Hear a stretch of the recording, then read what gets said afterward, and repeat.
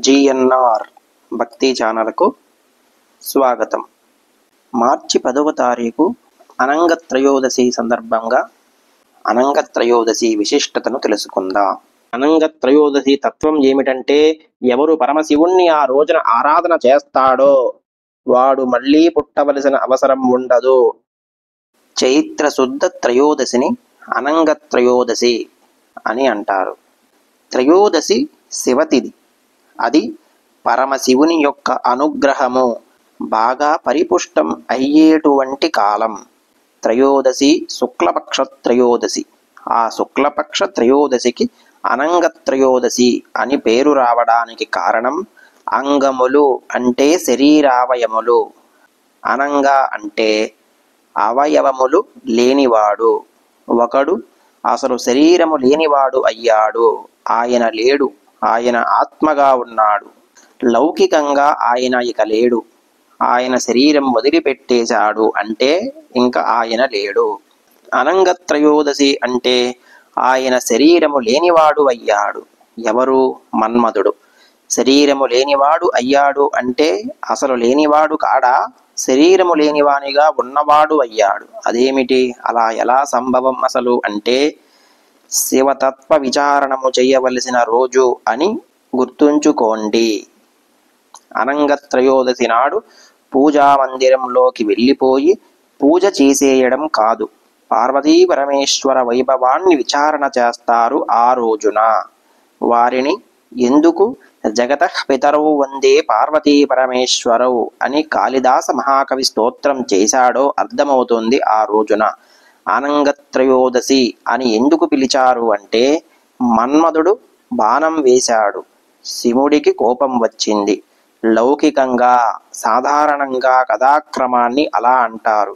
కానీ నేను శివుని మీద బాణం వేయగలిగినటువంటి ప్రజ్ఞాశాలినన్న ధైర్యంతో బాణం వేయలేదు. ఆయనని ఇంద్రుడు పిలిచి ప్రోత్సహించాడు. నువ్వు వెళ్ళి శివుడి మీద మన్మథ బాణం వెయ్యి. మన్మథ బాణం పడితే కామం కలుగుతుంది. కామం కలిగితే అప్పుడు ఆయన పార్వతీదేవితో కళ్యాణం చేసుకుని క్రీడిస్తాడు. క్రీడిస్తే కొడుకు పుడతాడు. కొడుకు పుడితే సర్వ సైన్యాధ్యక్షుడు అవుతాడు దేవతలకి. అయితే తారకాసుర సంహారం అవుతుంది. లేకపోతే వాడు మా వీపులు పగలగొట్టేస్తున్నాడు. అందుకని ఆయన తపస్సు చేసుకుంటూ కూర్చుంటే ఎలా? నువ్వు వెళ్ళి బాణం వెయ్యి, కామం కలుగుతుంది అన్నాడు. అంటే మన్మధుడు అన్నాడు, ఏడ్చాడు, ఇంద్ర నువ్వు ఏదో చెప్తున్నావు, వెళ్ళి బాణం వేసేయి, బాణం వేసేయి, బాణం వేసేయి అంటున్నావు. మన్మధుడు విష్ణువు యొక్క కొడుకు. ఎక్కడా భేదం ఉందండి శివకేశవుల మధ్య? విష్ణువు యొక్క కుమారుడైన మన్మధుడు, నేను విష్ణువు యొక్క కుమారుణ్ణి, విష్ణువు కొడుకునైన నేను శివతత్వం తెలియని వాడిని ఎందుకు అవుతాను అన్నాడు. అది శివకేశవుల మధ్య ఉండేటటువంటి అభేదతత్వం అంటే. కాబట్టి నాకు తెలుసు శివతత్వం ఏమిటో. జింక చర్మం కట్టుకున్న వాడి జోలికి నేను ఎలా వెళతాను? ఆయనేం సామాన్యుడా? ఆయన యందు ఈశ్వర శబ్దం అన్వయం అవుతుంది. అందుకే మీరు చూడండి, ఇది విష్ణువాలయం అంటారు, ఇది ఈశ్వరాలయం అంటారు. ఈశ్వరుడు అంటే సర్వ జగన్నియామకుడు. ఈశ్వర శబ్దం అన్వయం అయ్యేది పరమశివునికి అన్వయం అవుతుంది. పురుషోత్తమ శబ్దం విష్ణువుకి అన్వయం అవుతుంది. కాబట్టి ఈశ్వరతత్వం నాకు తెలుసు. ఆయన ఎంతటి మహానుభావుడో నాకు తెలుసు. అటువంటి పరమశివుని వైపుకి ఎలా వెళ్ళేది? ఇప్పుడు ఏదో జింక చర్మం కట్టుకుని తపస్సు చేసుకుంటున్న వాడులా కనబడుతున్నాడు తప్ప ఆయన శక్తి నాకు తెలియదా? ఒకవేళ వెళ్ళానో అనుకో, ఆయన వంక ఇలా చూస్తే, ఆయన తేజస్సు చూస్తే నేను చేయితో బాణం తీయనా? ధనస్సుకు సంధించనా? నా చెయ్యి వణికిపోదా? ఎక్కడ బాణం వేస్తాను? కుదురుతుందా? వెయ్యలేను. 5 బాణాలు కానీ వెయ్యాలి.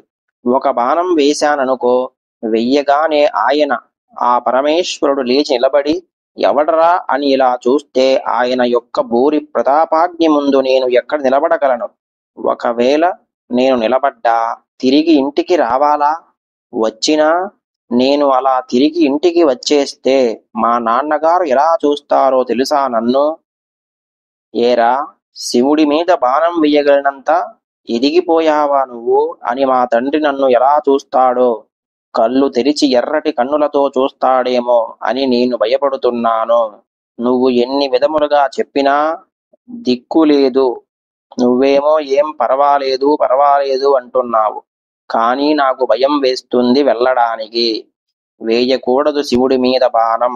నన్ను నమ్ము. ఎంత సింహం అయితే మాత్రం, ఎంత పడుకుంటే మాత్రం, ఎంత సాత్వికంగా నిశ్శబ్దంగా కూర్చుని ఉన్నట్లు ఉంటే మాత్రం, ఎంత గుహలో అలా ప్రశాంతంగా ఉన్నట్లు ఉంటే మాత్రం, ఓ జింక దాని మీదకు దూకి బ్రతుకుతుందా ఆ జింక?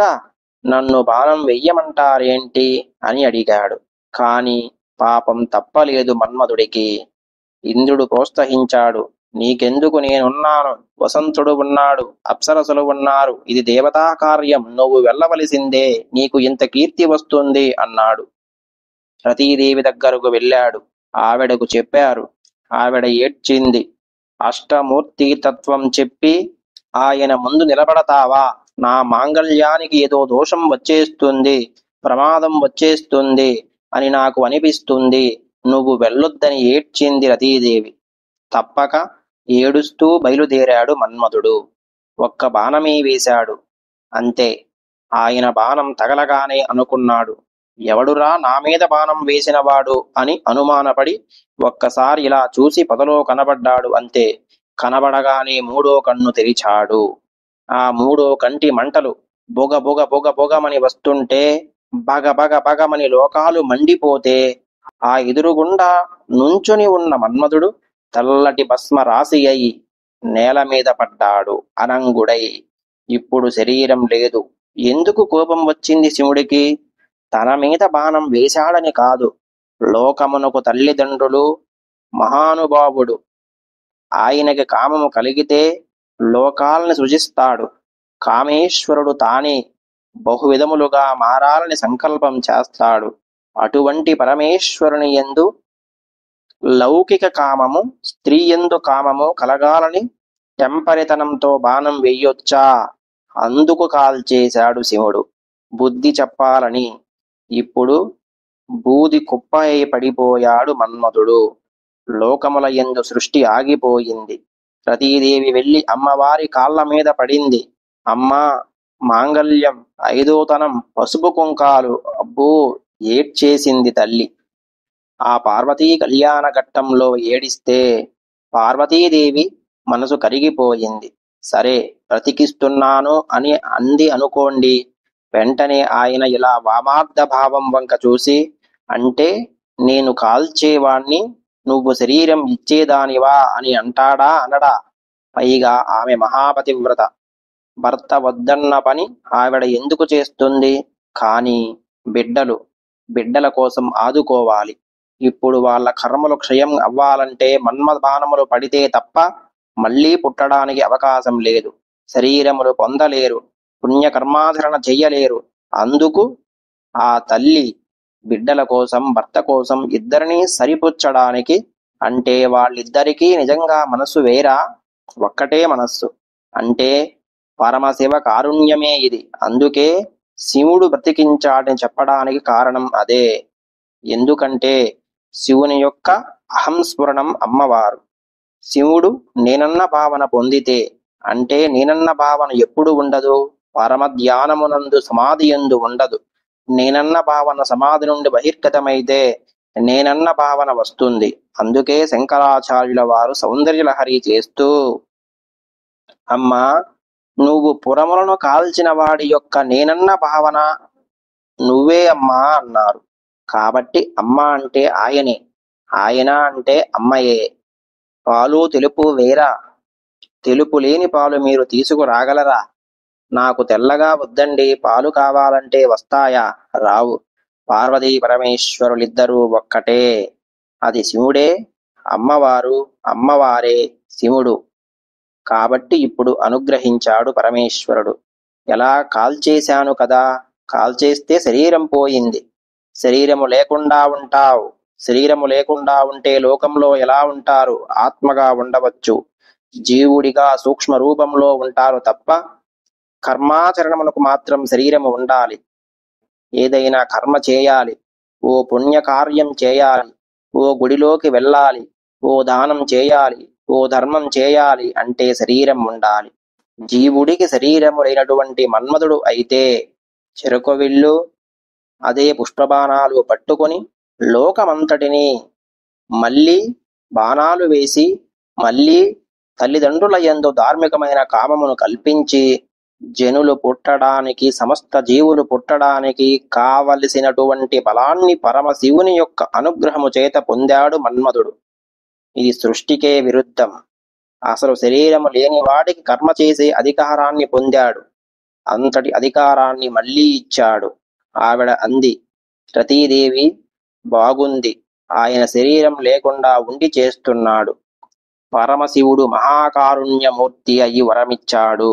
ఇదే శ్రీ మహావిష్ణువు శ్రీకృష్ణ భగవానుడిగా మళ్ళీ అవతార స్వీకారము చేసినప్పుడు నువ్వు ప్రద్యుమ్నుడిగా వస్తావు, అప్పుడు శరీరమును పొందుతావు, అప్పుడు రతీదేవి మళ్ళీ నిన్ను చూస్తుంది శరీరంతో అన్నాడు. అప్పటి వరకు అనంగుడవై సృష్టి కార్యం చెయ్యి అన్నాడు. అంతే.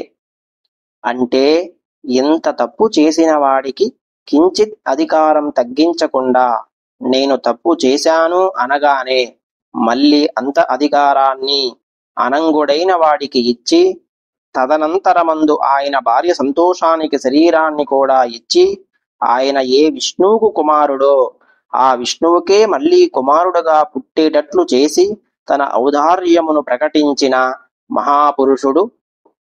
అటువంటి ఆ పార్వతీ పరమేశ్వర తత్వాన్ని అనుసంధానం చేసి, ఈశ్వరా, మీరు నాకు తల్లిదండ్రులై ఉండగా నాకేం లోటు? నాకు లోటు లేదు. దూర్జటి అంటాడు, అమ్మా, నేను ఎవరి దగ్గరికైనా వెళ్ళి అమ్మా అన్నాను అనుకోండి, నువ్వు ఆవిడని పిలిచావు అమ్మా అని అనుకోకు. శివా, నేను అమ్మా అని ఎవరితో మాట్లాడినా జగదంబతోనే మాట్లాడాను. అయ్యా ఇలా రండి అని ఎవరినైనా అంటే, శివా, నిన్నే పిలిచాను. ఇన్ని మాటలు నేను ఎందుకు పిలుస్తున్నానో తెలుసా? నా సంసారపు చిమ్మ చీకటి తొలగించమని అడుగుతున్నాను. అలా వేసుకుని నన్ను రక్షించు అని అడిగాడు దూర్చటి శ్రీకాళహస్తీశ్వర శతకంలో. కాబట్టి ఆ పార్వతీ పరమేశ్వరుల యొక్క కరుణాపూరిత స్వభావం అంత గొప్పది. వాళ్ళని అశుతోషుడు అని పరమశివుడికి పేరు. అశుతోషుడు అన్న పేరు ఎందుకు వచ్చిందంటే ఆయన లోకమునకు ఏమి చేయగలడు మీరు ఊహించలేరు. అంత చిత్రంగా ఉంటాయి ఆయన చేసేటటువంటి విశేషాలన్నీ కూడా. ఒకానొకప్పుడు ఉపమన్యువు కొంచెం పాలు కావాలన్నాడు. పరమేశ్వరుడు చిన్నవాడు, ఏం తెలియదు, తపస్సు చేశాడు. ఆయన అడిగాడు, ఏం కావాలన్నాడు? కొద్దిగా పాలి అన్నాడు. పరమశివుడు అన్నాడు నవ్వి, పాలివ్వనా? అందుకా తపస్సు? నీ కొరకు పాల సముద్రాన్ని ఇస్తున్నానని పాల సముద్రాన్ని సృష్టించాడు. అది శివానుగ్రహం అంటే. అందుకే లోకంలో శివానుగ్రహాన్ని, శివపూజని, శివభక్తిని పొందినవాడు పాడైపోవడం అన్నది ఉండదు. ఇక పైకెత్తుతాడు పరమేశ్వరుడు. ఎత్తడం వచ్చిన వాడే తప్ప వదలడం తెలుసున్నవాడు కాదు శివుడు. అందుకే ఆయన లోకమునకు తండ్రి కాబట్టే వీళ్ళు నా బిడ్డలు కారని అలా అంటాడు. లోకంలో మంచి చెడు రెండూ ఈశ్వర సృష్టిలో ఉంటాయి. ఒక్క మంచి తప్ప చెడు లేని ఈశ్వర స్వభావం గురువు ఒక్కడే. గురువు దగ్గర చెడు స్పర్శ ఉండదు. అసలు చెడు స్పర్శ లేనివాడు గురువు. మంచి చెడుగా కూడా లోకంలో ఉండి మంచిని పట్టుకోగలిగిన శక్తిని ఇచ్చే గురువుగా ఉండేవాడు శివుడు. అందుకే నమః శంభవే చ మయోభవే చ నమః శంకరాయ చ మయస్కరాయ చ నమః శివాయ చ శివతరాయ చ. పామును సృష్టించిన వాడు శివుడు. పాము పుట్ట దగ్గరికి నువ్వు వెళ్ళొద్దురా, పాము పుట్టలో చెయ్యి పెట్టకూడదని చేర్పించిన వాడు గురువు. గురువు దగ్గర చెడు ఉండదు, కానీ పరమేశ్వర సృష్టిలో రెండూ ఉండే అవకాశం ఉంటుంది. అది గురువు వలన విషం విరుగుతుంది. ఒక వైద్యుడు పాము విషాన్ని తీశాడు అనుకోండి, శుద్ధి చేసి ఔషధిగా మారుస్తాడు. ఏది నిన్ను పాడు చేస్తుందో దాన్ని బాగు చేసేదానిగా మారుస్తాడు గురువు రూపంలో ఉండి పరమేశ్వరుడు. కామము తప్పు, లౌకికంగా అర్థం పర్థం లేకుండా ధార్మికం కాకుండా కనపడిన ప్రతి వస్తువు నేను పొందాలని కోరుకోవడం తప్పు. భగవంతుణ్ణి పొందాలని కోరుకుంటే చాలా ఉత్కృష్టమైన కామము, ఈశ్వర కామము ఉత్కృష్టమైనది. కామము కోపము తప్పు. ఏమిటి నాకు ఈ దిక్కుమాలని కోపం అని కోపం మీద కోపం వస్తే ఉత్తమ కోపం.